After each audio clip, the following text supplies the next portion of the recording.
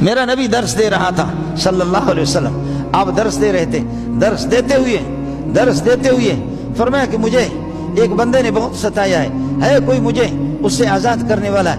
ایک صحابی اٹھا، کہنے لگے یا رسول اللہ انشاءاللہ میں آپ کو آزاد کر دوں گا، لیکن مجھے اجازت دیں۔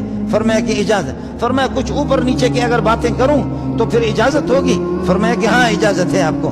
وہ یہاں سے دوڑا، وہ بندہ وہ سڑے، وہ کدھر گیا؟ وہ سڑے پتہ چل گیا یا مینا سے نکلا، عرفات سے نکلا، عرفات کے میدان سے ادھر ہی جا رہا، بڑا مردار قسم کا۔ صحابی پیچھے دوڑا صحابی پیچھے دوڑتے ہوئے کہتے ہیں میری نماز کا وقت آ گیا، اگر جا کر اس کو پا لیتا ہوں نماز نکل جاتی ہے، نماز پڑھ دیتا ہوں تو وہ نکل جاتا ہے۔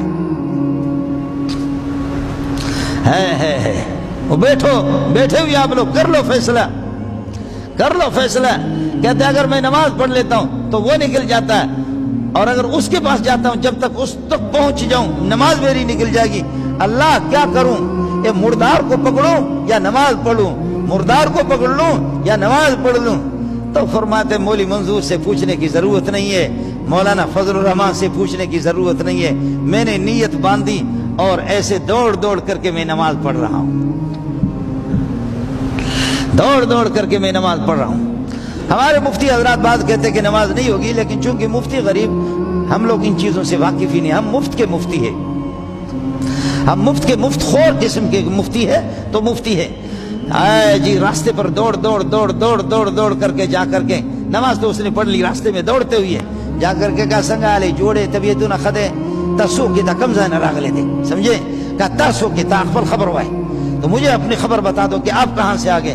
کہا کہ سڑے ایک بندہ ہے جس کو کہتے محمد، اس نے بڑا تنگ کر کے رکھا ہے۔ کہا اور بھی تنگ ہو جاؤ گے نا، اور بھی تنگ ہو جاؤ گے، ہمارے ساتھ نہیں دو گے تو اور تنگ ہو جاؤ گے۔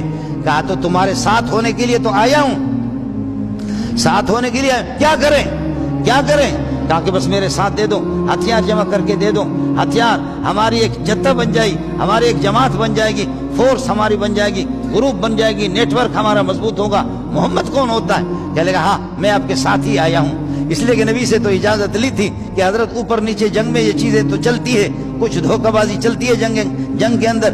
کہا کہ ہے مجھے بھی تنگ کیا، میں بھی بہت تنگ ہوں، آپ بھی اس سے تنگ ہے۔ وہ سڑے وہ یہ تلوار اس کے ہاتھ میں تھی کہ یہ تلوار، یہ زبردست آپ کی تلوار لگی، یہ بنوائی کہاں سے؟ کہا فلان جگہ سے، فلان۔ اس زمانے میں ہندوستان کی تلوار مشہور ہوتی تھی، ہندوستان کی تلوار اور مرچ، ہندوستان کی تلوار اور مرچ اور عود ہندی وہ لکڑی جو خوشبو والی، یہ اس زمانے سے بخاری کے اندر بھی اس کا تذکر ہے عود ہندی کا، اور مہند، سیف مہند یعنی ہندی تلوار، یہ اس زمانے سے کہا کہ یہ اس قسم کی زبردست تلوار ہے۔ کیا سڑے ماترا کو گورم سنگا دیکھ لو، مجھے دیکھ لیتا ہوں کس قسم کی تلوار ہے، دے دیا تلوار کو نیام سے نکالا، واہ عجیب نیام بنا ہوا، عجیب تلوار بنی ہوئی، عجیب نیام ہے، عجیب تلوار ہے، بس تیرے جیسے بڑے لوگوں کے لیے اس قسم کی قیمتی تلوار۔ آغا دادا چیز دیتا بل سوک روان دے، کوئی اور آ رہا، ادھر دیکھا، دے مارا تلوار اس کو یہاں سے، ادھر مارا، سر اس کا الگ کر کے سر کو اٹھایا، منحوس کے خنزیر کے سر کو ادھر اللہ آپ کا بھلا کرے ایک لکڑی پہ لگایا، دوڑتے ہوئے آ گیا، یا رسول اللہ صلی اللہ علیہ وسلم مردار کو میں نے جہنم میں پہنچا دیا، یہ اس کا سر ہے، افلحت فی وجہ کا، محمد آپ اپنے مقصد میں کامیاب ہو گیا۔ حضرت نے فرمایا آپ کامیاب ہو گیا؟ فرمایا ہماری حیثیت کیا ہے، خدا آپ کو کامیاب کرے، ہماری حیثیت کیا ہے، اے محمد اللہ آپ کو کامیاب کرے، دغا دے دا خنزیر، وہ خنزیر یہ ہے، اس کا سر میں نے اٹھا کر کے لایا۔ میرے نبی نے فرمایا ہے کمال کر دیا، آپ نے کمال کر دیا، محمد کا دل ٹھنڈا کر دیا، لیکن بتا دو کیا انعام لوگے مجھ سے، گفٹ کیا لوگے؟ انعام آپ کو دینا چاہتا ہوں، ایک کیا انعام جو آپ کے دستے مبارک میں جو عصا ہے، ڈنڈا ہے، یہ مجھے دے دو، جو آپ کے عصا مبارک ہے، یہ عصا مجھے انعام کے اندر دے دو۔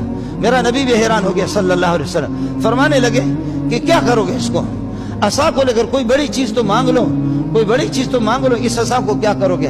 فرمایا یا رسول اللہ قیامت میں میدان محشر پہ جب ہماری بعثت ہوگی، جب ہم اٹھیں گے، پتہ نہیں آپ مجھے پہچانیں گے یا نہیں پہچانیں گے، یہ عصا لے کر کے آپ کی خدمت میں آؤں گا کہ میں وہ آپ کا خادم ہوں، آپ کا عصا لے کر کے آیا ہوں، اب تو مجھے پہچانتے ہو یا نہیں پہچانتے؟